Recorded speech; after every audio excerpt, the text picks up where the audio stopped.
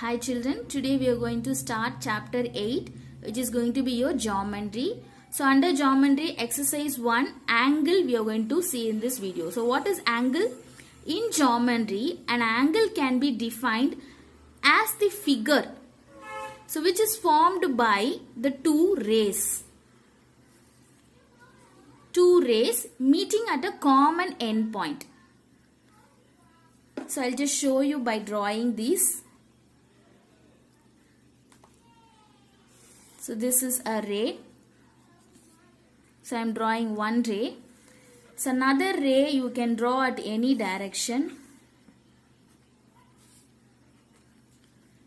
See, if you see, it is a figure, and which is two rays formed, and it is two rays are joining at a point, common point, that is meeting at a common point. So this point forms an angle, that is the space between the two rays, this is a angle.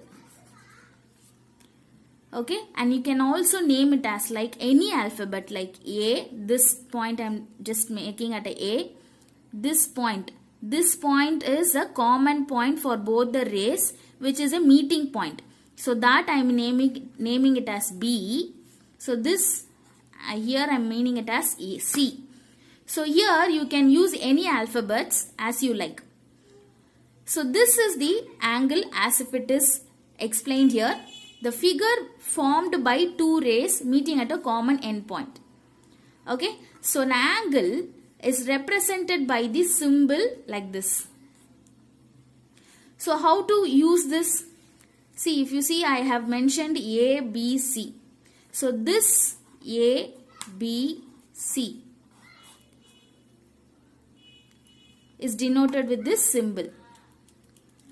And here in the middle I have mentioned B, because why I have mentioned in the middle B means this B is an angle which is a common point for A and B, which formed an angle. So that is why I mentioned in the B in the center. So it is also marked by a curve. So here if you see, the angle I have just marked as a curve. I have just drawn a curve, no? So this curve is said to be as a angle mark. So these angles are measured in degrees.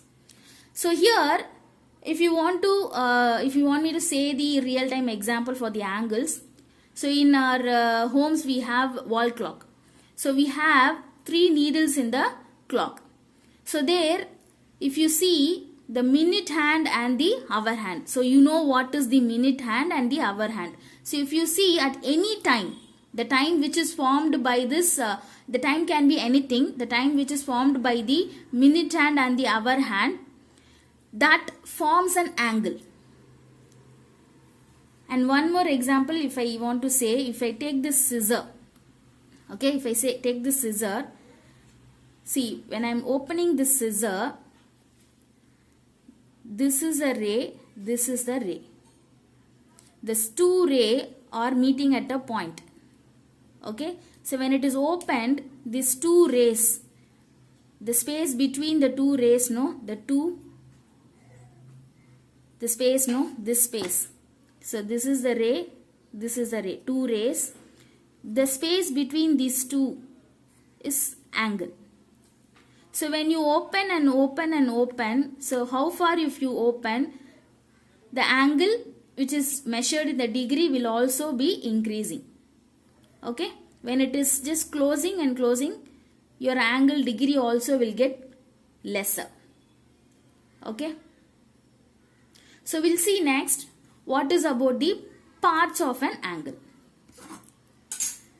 So we have two parts, which is arms and the vertex. What is the arms? The two rays joining to form an angle. That is said to be the arms of an angle. So if you see, I have drawn two rays. So this is one ray and this is one ray. So these two rays are said to be arms. Arms of an angle. And here, if you see A, B, this is one ray. This is one ray, no? So A, B is one arm and B, C, this is the second ray. Okay? B, C is the second arm.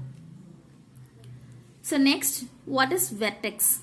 The common endpoint at which the two rays meet to form an angle is said to be the vertex. So I told you, no, the two rays meet at a point. This ray and this ray meeting at a point. This point is said to be vertex.